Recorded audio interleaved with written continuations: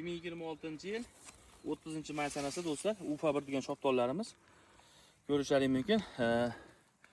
To'rga 3 sxemada qilingan bog'i do'stlar. Mana kalibri qana bo'ladi aka, tashlab olmayapsiz deganlarga mana holatlari do'stlar.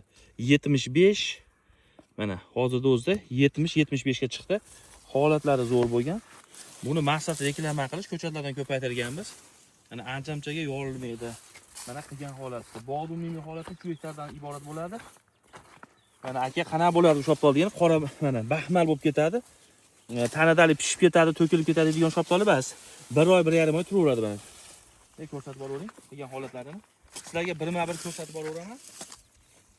Videoning manfaatli bo'lsa, bitta like bosib, tanishlarga jo'natib qo'yamiz. Mana do'stlar holati.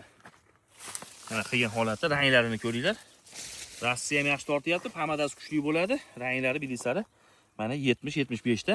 Bu yaxshi shoptoli, kalibr bo'yicha yirik hisoblanadi. Bog'imizning umumiy maydoni mana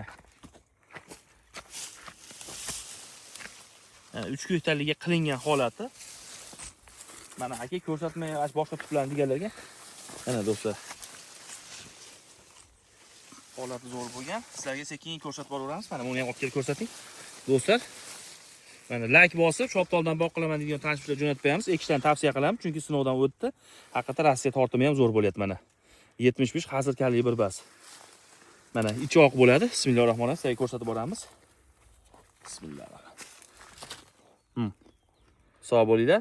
Videoni tanishlar jo'natib olamiz.